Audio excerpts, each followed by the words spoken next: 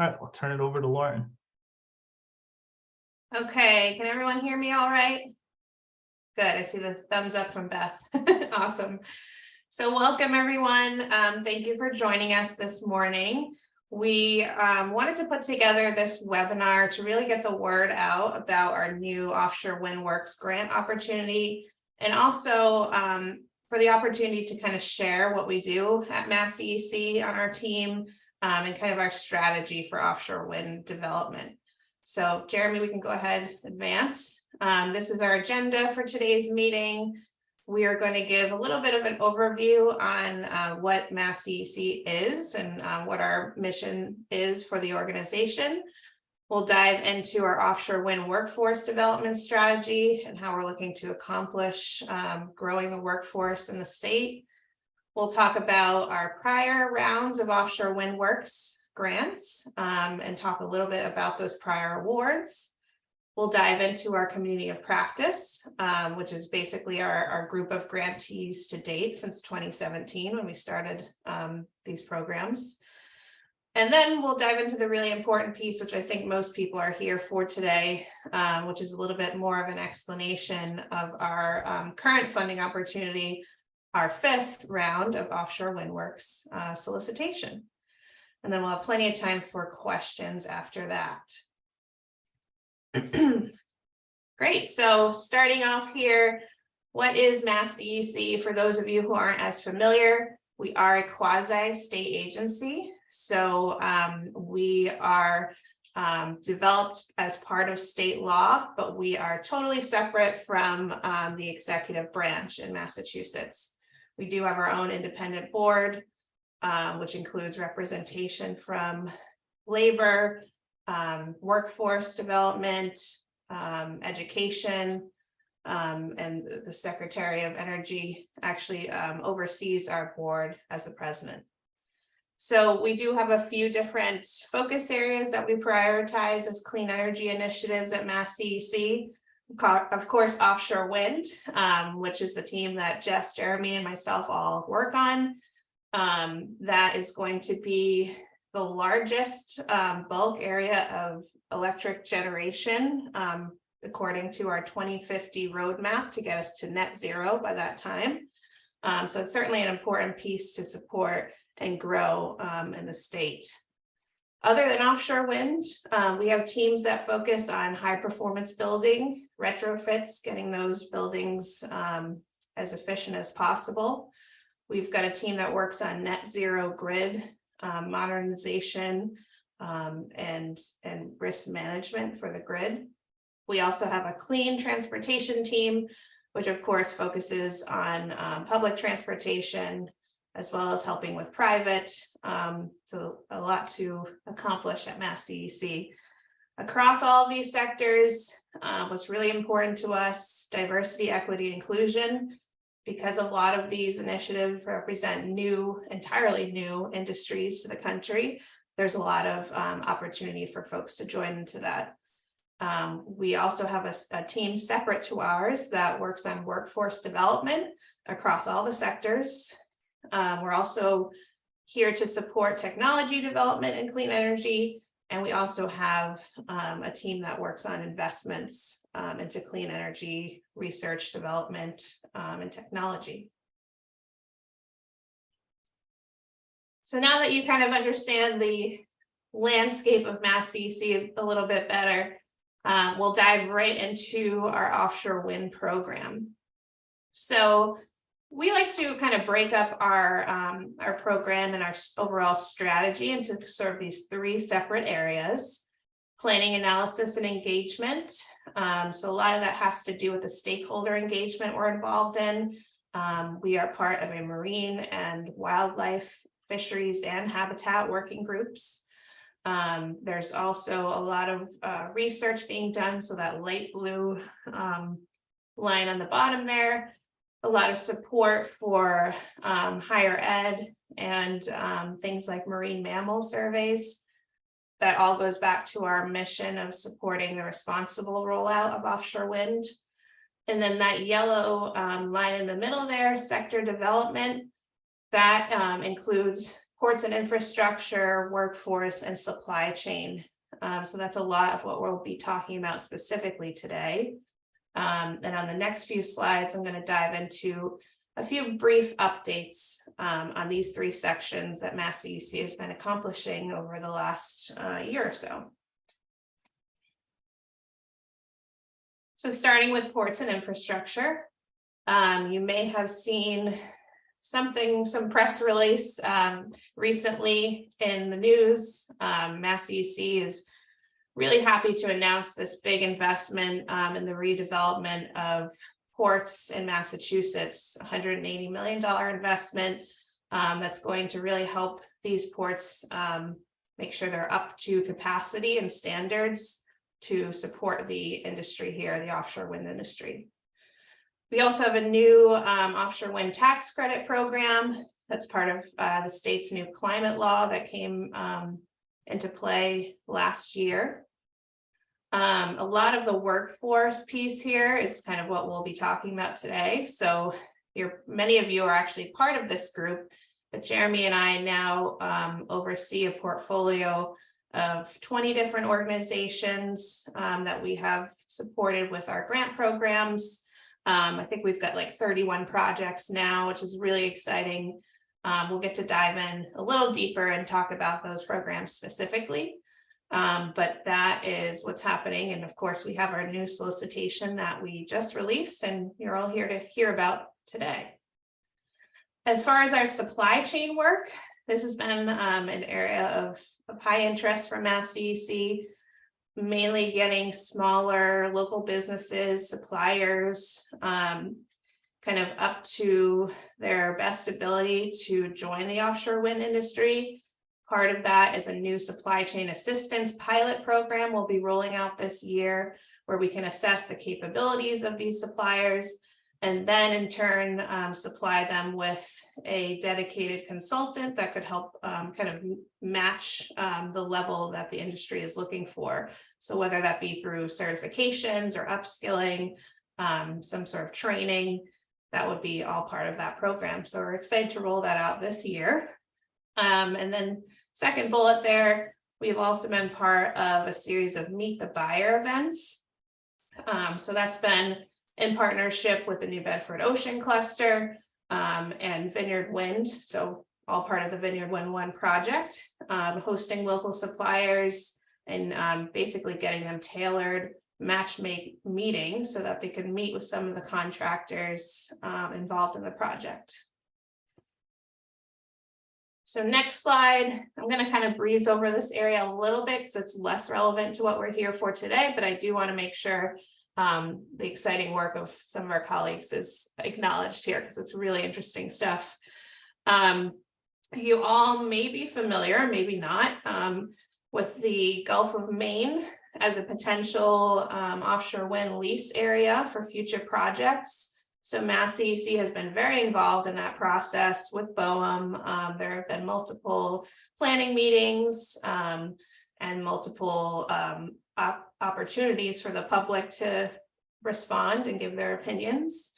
So we're happy to be a part of that, and also very excited that there's a whole other part of our waters in Massachusetts that will be ready for offshore wind. So exciting stuff. We have the Met Ocean data and transmission studies that we've been working on. I already mentioned the fisheries and habitat working groups. Down below is some really interesting items that are happening under our research and development initiatives. So part of that is Power USMA. That's 7 different research institutions all working to grow and essentially research all energy transition disciplines. So offshore wind is a big part of that. We're also part of the National Offshore Wind Research and Development Consortium, which is a really interesting group because it has the U.S. Department of Energy involved, as well as states, developers, and industry. So it's pretty great as a way of getting sort of all facets of offshore wind development together in the same place. All right, next slide. Great. So We're going to kind of transition away from what the rest of the team at MassCEC does, even though it's so fun to talk about, and dive deeper into offshore wind workforce. So this is kind of a good overall view of our development strategy. You can see here, we're certainly involved in research and analysis for workforce development. That's kind of a core principle for us, as we like to inform our support and back it up with some research. So Bristol Community College, along with UMass Dartmouth, was responsible for our 2018 workforce development assessment. And they helped us gather data so that we can understand the needs for the industry, where the gaps are, and how we could really tailor and focus our support for our programs. We also certainly engage directly with the offshore wind industry because we are separate from our colleagues at the executive office and executive branches, especially the Department of Energy Resources. We are not the agency that's running the state energy procurements.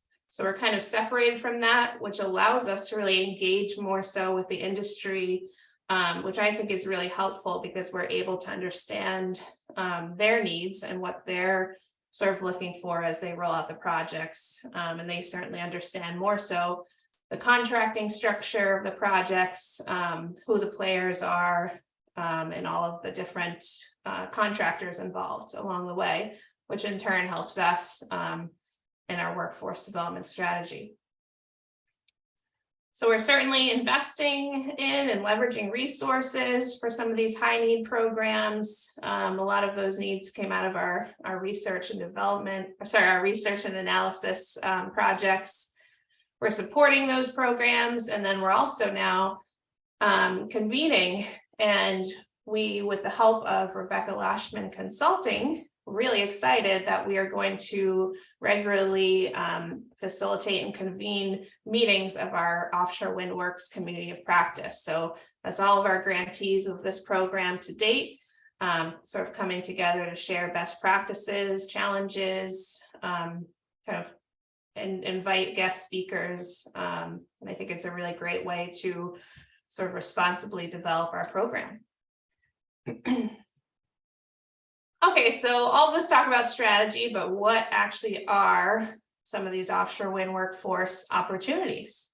The way I like to talk about it is kind of dividing it up into these 4 phases of an offshore wind project. So the first phase here, planning and development. That's the stage, really anything before construction starts. So these jobs typically require a higher education degree. A lot of these folks are environmental planners. They might have a law background, or they might be engineers. So those are sort of the opportunities that an offshore wind developer might be looking to hire or contract out. Next up, we have manufacturing and assembling jobs. So we've looked at many studies over the years, and this is going to be really the area where the largest opportunity for offshore wind workforce lies. And it's something that's still very much ramping up. As you might know, the offshore wind industry has already been around for almost 20 years in Europe, and is entirely new here in the US. We're slowly building out the capacity to manufacture components for offshore wind turbines and the projects themselves here in the US, which in turn will provide more job opportunities. For example, there is going to be an export cable manufacturing facility out in Somerset, Massachusetts. That'll be Prysmian Cable. And that's a really neat story if you haven't heard about it. It's essentially at a retired coal plant facility, and now we're going to have, something entirely clean energy based there. So we're very excited to see that, and hoping that we'll see more manufacturing domestically as time goes on. We're certainly starting to see those type of facilities roll out along the coast in the US.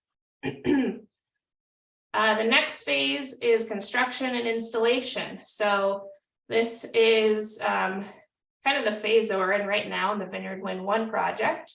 So of course that phase requires folks that are highly skilled and trained in the construction trades. And for the Vineyard Wind 1 project, there is the project labor agreement. So that means that the construction project will be entirely with the local unions. So that's been really exciting to get to meet with locals and understand what their role is in the project and each phase of this construction piece. And that's certainly a very large opportunity and a large piece of this whole puzzle.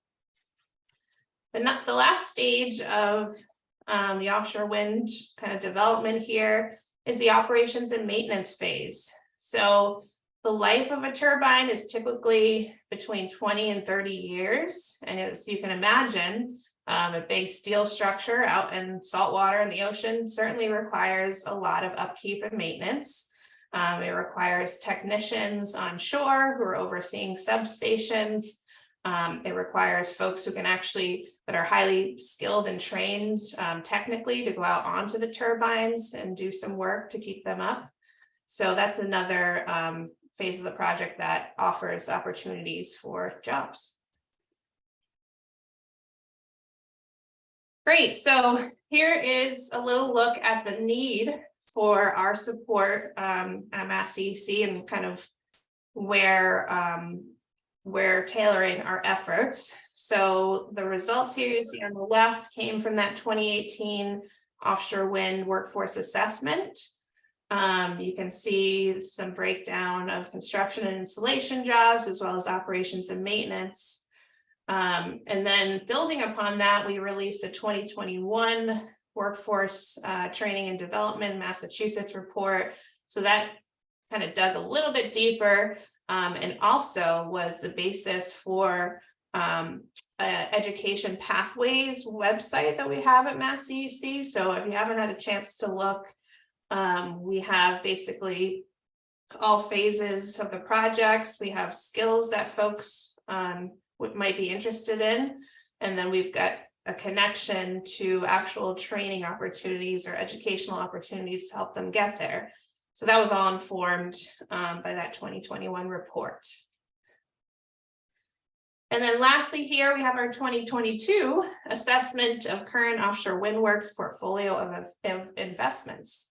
So if you've had a chance to take a look at our solicitation, it's been posted for a few weeks now. If not, there's plenty of time. But we do actually include a summary of this report as an attachment in our solicitation. This was compiled by Nancy Snyder, Rebecca Lashman, our consultants who are helping us facilitate our offshore wind works community of practice. So what they did is actually look at our portfolio of awards to date and give us some feedback on what we're missing and how we need to really tailor our support as the years go on. So that might be of interest to folks here who are considering submitting a proposal. I think that'd be a great way to sort of look at the needs that we're looking to fill. Great, so you might be wondering a little bit more about the awards and programs that we have already added to our portfolio. So here's a good way we sort of broke down those awards into subcategories. And I think, we're on a really good track to be able to support the workforce development from sort of all angles. Starting with K through 12 programs, introductory exposure programs, health, safety, training, technical training, for example, the GWO training that both the NAUI, a part of Bristol Community College, and Mass Maritime are offering. Also trades programs. So there is a lot of upskilling to be done for folks who are already highly skilled, because this is a new industry and it's offshore. So that's something new to a lot of people. And then our undergraduate and our graduate programs. A great example is UMass Amherst Clean Energy Extension. They have a graduate certificate program for offshore wind. It's been really a successful program, and a lot of folks who have gone through have actually secured jobs in the industry. So we're looking to kind of continue to grow our portfolio and making sure that we're coming at this from all angles.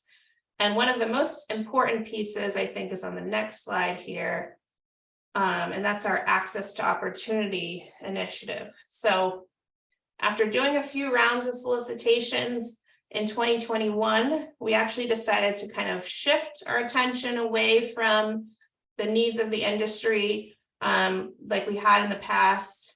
We typically would ask some folks from developers to join our evaluation process. But this year we said we're going to focus entirely on access to opportunity. So that was really a focus on diversity, equity, inclusion. We had a pretty vast list of priority groups and defined list of what those priority group members were. And all the projects had to focus on reducing barriers for those priority group members that were interested in offshore wind opportunities, or maybe had no idea what offshore wind was, and helping to do some outreach, like, for example, Bristol Community College did with their WindWorks outreach campaign. So that is what we did in 2021. And as you can see in this slide, we have a growing network. We've almost supported over $8 million and over, since 2017. This will be our 5th solicitation coming up. 32 awards made to 20 different unique organizations. So that tells you right there that we have a few organizations who have come to us for multiple rounds of funding, and they've built their programs maybe from the ground up, or maybe they've shifted a program that was already existing. Some folks have found that fossil fuel workers or folks that were, say, involved in a trade that was based on a non-renewable energy source are interested in shifting over to offshore wind because of the way that the industry is kind of changing and is offering opportunities for growth. So those are some logos there just to kind of represent a few of our community practice members.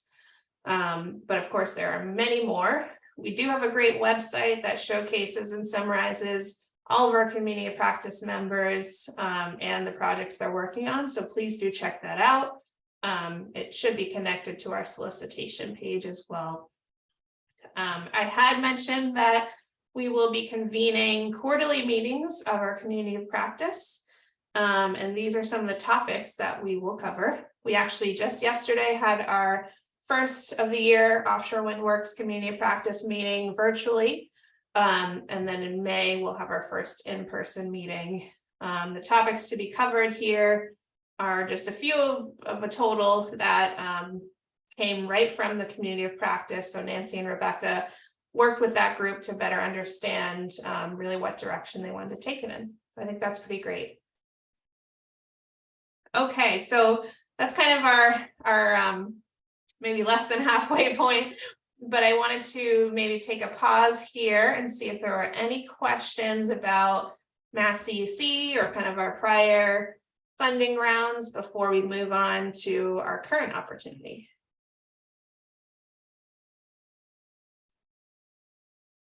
You can, I think, raise your hand or shout out if that's easier.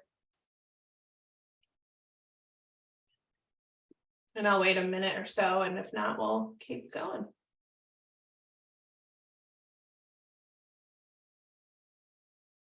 Okay, hi Steve. Hi. Yeah, just a quick question. The report, I was going to say, you all did research with UMass, Dartmouth, and Bristol Community College on the needs. Is that a publicly available report that we could find somewhere? That's a great question. Yep. So both our 2018 workforce assessment and our 2021 assessment are available on our website. I don't know, Jeremy or Jess, if you've got a second to navigate there, maybe they can add the link right into the chat so you can take a look. That'd be great. Thank you. Of course.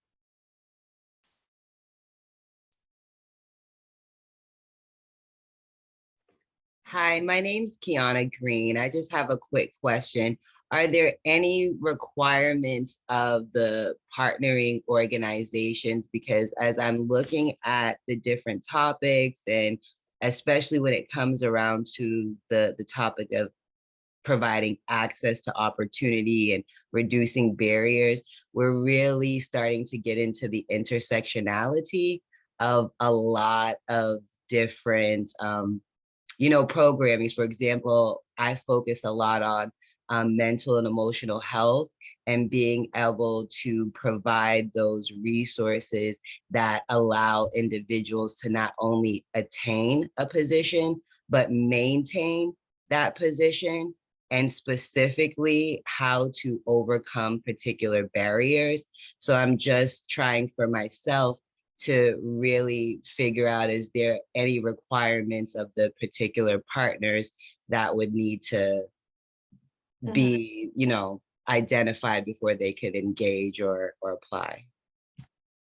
I think, Kiana, thank you for your question. I think, and I have to sort of speak in general terms because we have this kind of open competitive process, but in general, we certainly like to see partnerships, and we also like to see some effort or engagement with the offshore wind industry itself. So that might be through a letter of support, or it might be through a partnership documented, or maybe, a team member that's a part of your program.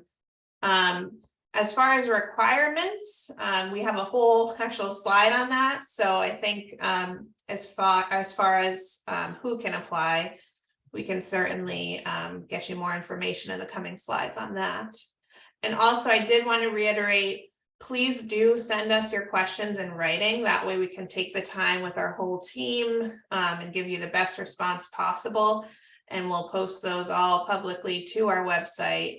We won't say exactly who sent questions in or anything like that. But that way everyone has kind of the same advantage and opportunity to look at those responses. Thank you so much. Much appreciated. Look out for our information from Vision Life Consulting Services. Great, we will. Thank you so much, Kiana.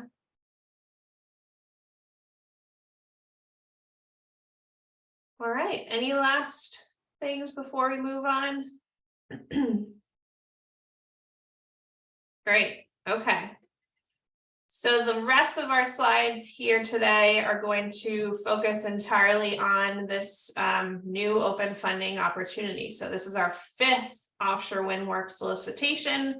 And one thing that's a little new, I think, this time around is we've included a section on project types. So there are 4 different types of projects and proposals that you could submit to us. In the past, I think we had been a little bit more general and sort of open, but this way we really want to structure so other folks can understand exactly what they should be submitting. So the first one here is kind of the traditional workforce development and training project. This is kind of what we had been describing on years past. We've got a few examples under each of these, but that is, if you're standing up a training program, you're trying to upskill folks to enter the industry, that would be sort of fall under that category. The second one here, access to opportunity project. So much like the 2021 round of awards we made, that could focus entirely on, bridging those gaps for folks who have been underrepresented in the industry in the past, or maybe they come from environmental justice communities. We've got a list of priority group members that we'll go over in our slides here. But those projects could focus entirely on kind of wraparound services or support or exposure programs that would help make this a more equitable workforce rollout. The next type of project is infrastructure. So this is funding specifically to support either a training facility or a specialized piece of equipment or tools to help with training. And this project does have a different kind of budget allotment to it. So for infrastructure, we realize it's a very high cost to get those things up and running. So our maximum award amount there is $1 million. For the other training projects, we have a maximum award amount of $300,000. And lastly here, a workforce study. So we'd be very interested, of course, as you can see from some of the prior work we've supported, and seeing some research to kind of help support the industry grow in a safe and equitable way. So that is a new category we've added this year, and we hope to see some study proposals. Okay, so the focus areas for this round, these typically change with every solicitation. This year, there's a little bit of a difference here. So we have our skilled trades focus area like we have in prior rounds.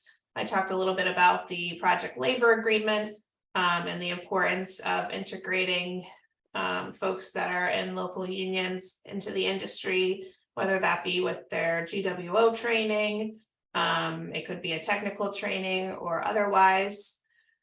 We have also added career and technical education, or CTE, as most folks may know it as.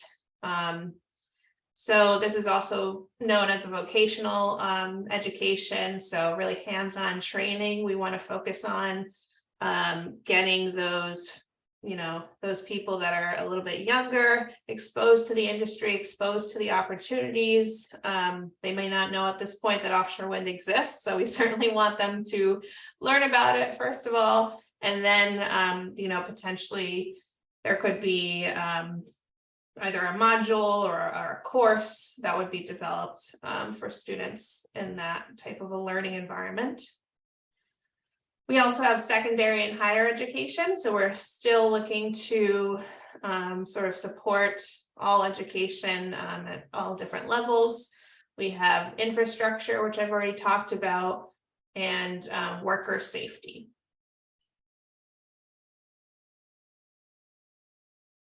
Great, so this slide really helps, I think, to understand our outlined priority groups. This has been developed not only from MassCEC's offshore wind team, but also our workforce development team in general. So you can actually scan that little code there on your phone, and it'll bring you to a definition of environmental justice community and also show you a map of where those communities are in our state. So we're certainly looking to support folks from those neighborhoods. And you can see the bullet points there that actually define what it means to be an EJ neighborhood. We're also looking to prioritize members of federally recognized or state acknowledged tribes, members of underrepresented communities in the offshore wind workforce, or current or former workers from the fossil fuel industry. Great, so these are some key pieces we're looking for in program design. Certainly partnerships, we're really trying to push that point home that it really does make a proposal stand out for us when we see that the applicant has made an effort to reach out to the industry. Like I said, that could be through a letter of support. It could be through a partnership on the project, or you could at least mention that that has been part of your strategy as you develop a program.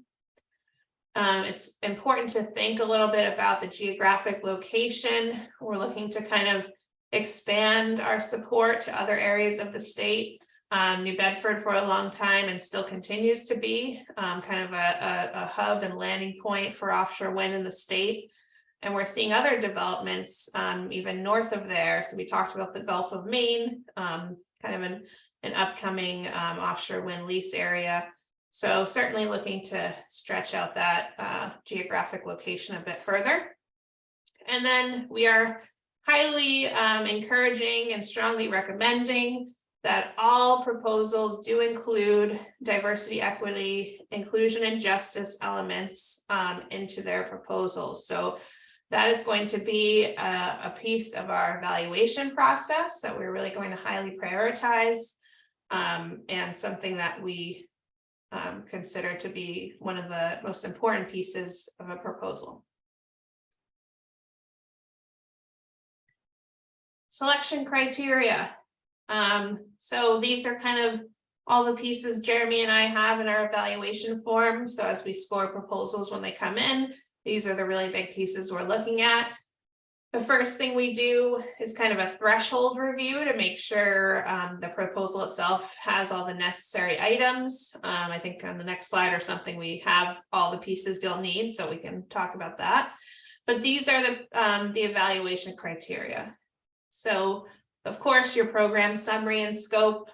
We ask kind of like a high level summary at the beginning of the application form. We're looking for your team's experience and qualifications, your work plan, your commitment to DEI, your budget, and your value demonstration. So how does it kind of compare to the other proposals we've received, and how valuable is it in kind of reaching the goals of our solicitation? So here are the application materials that we'll be looking for when we do our threshold review. So the required ones are there at the top. You need this signature and acceptance form, the application form that Jeremy put together, and then there's a sample agreement that our legal team asks you look at and provide feedback and comments on. So those are all requirements. Optional attachments, letters of support. Like I said, we very much encourage those, but they are optional. The Supplier Diversity Office in Massachusetts has a self-assessment tool you can use to see if you might qualify as a MWBE in the state. So that's something we'd be interested in seeing. Even if you don't qualify, the fact that you took the assessment, you can always add that in. And then the DEIJ materials, so that might be supporting material to show that your team already has experience in supporting these kind of projects. So that is optional, but highly encouraged. All materials should be submitted to our Offshore Wind email address by 5 p.m. April 28th. Please do include 2023 Offshore Wind Workforce Solicitation Application in the subject line. And we ask that your responses be descriptive but concise. So please do touch upon all the things we've asked for in your summary, work plan, and budget, but there's no need to write a novel, I guess is the best way to put it. Because of course we've got a few to go through, but we do appreciate kind of your descriptive and concise responses. So last but not least, here is our timeline. So we have a Q&A session right now. So we're hoping to get all those questions into us in writing by email by March 8th. So once we have all those, we'll take a few days to work with our team in drafting responses, and then we will post those responses to our website on March 15th. Then you'll have some time before proposals are due to really get everything up and running by the end of April. We will then make sure we let everyone know by the month of June, possibly May, if you've been awarded, and we'll start our contracting process.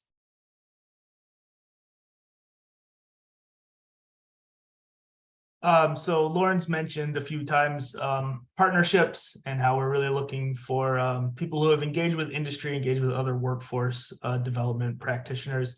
And to that end, we're really interested in helping to facilitate those partnerships, help build relationships among organizations in the industry. So if you would like to either respond in the chat or send an email to offshorewind@masscec.com. We're building kind of a partnership spreadsheet of people who are interested and would like to have their information out there that will be public. Other people can see this. Will live on our solicitation page, and then after the solicitation is closed, it'll be hosted elsewhere on the MassCEC website that people can look at, see what you're interested in, and reach out to you if they're interested in what you have to offer. So if you'd like to put that in the chat, or you can send the email to offshorewind@masscec.com, and we'll add you to that spreadsheet. We plan on just continually updating that sheet. So as different contact information comes to us, we can add you there. so that folks can kind of constantly be checking that site if they're interested in partnerships. Yeah, so we're hoping that's a good tool for you all to use.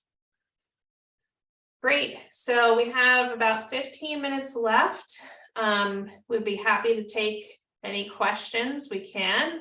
And I will just remind you all that I think the responses you can really rely on will be those written questions we receive by email and responses we post to our website, because those are sort of the most filtered through our program and kind of our official answers. But happy to talk to you about what I can today. Carl, I think you raised your hand first. Yes, thanks, Lauren. Great session. Thank you for doing this. Sure.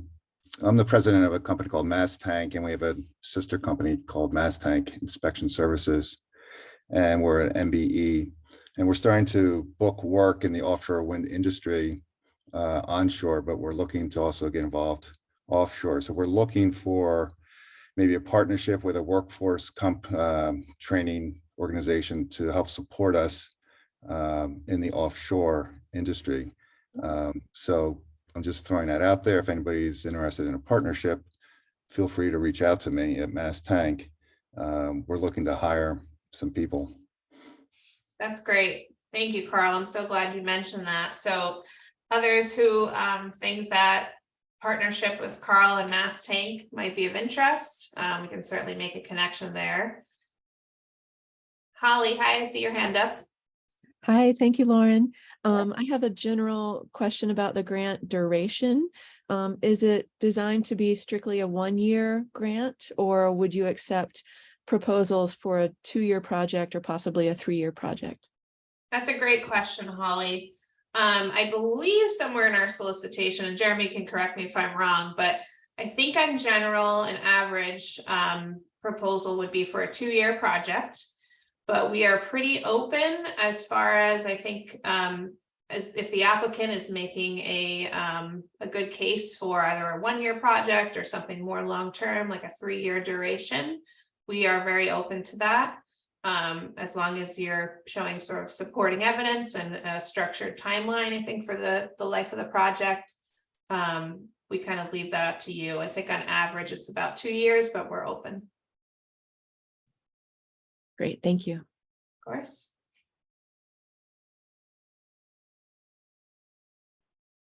There was a question in the chat from Lou. Will you send out the PowerPoint to all those attending? We're not going to email it to everyone attending, but it will be on the solicitation page along with a recording of this webinar today. So you can access the PDF download of these slides as well as the recording.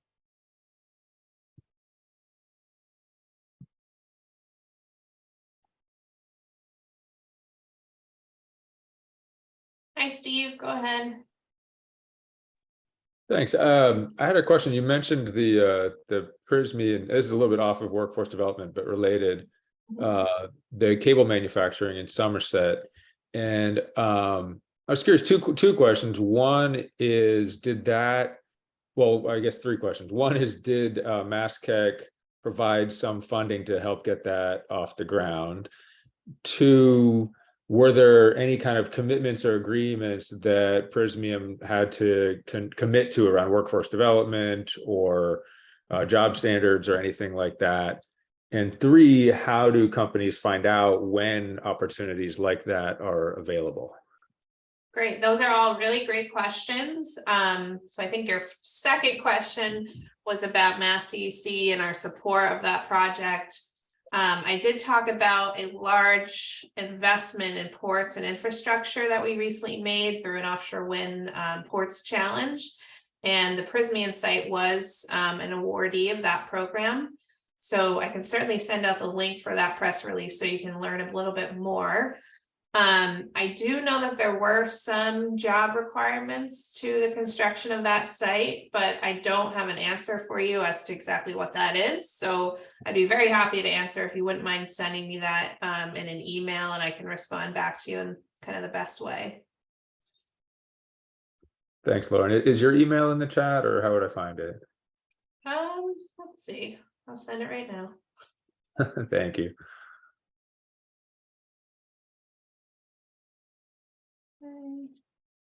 I'll put our contact information up on the screen, Lauren, for everybody.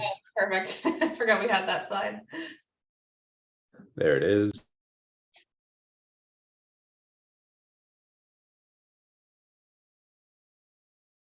So we will take all the information we've got here in our chat, add that to our partnerships list, post that. You'll see it right on the same webpage where the solicitation is, so you can access everyone's information. So no need to quickly write anything down now. We'll make sure it's all up there for you.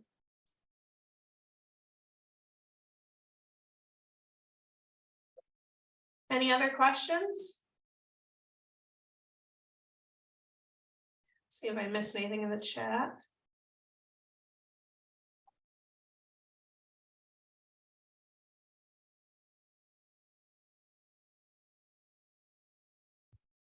I'm glad to see so many people interested in partnerships. This is great.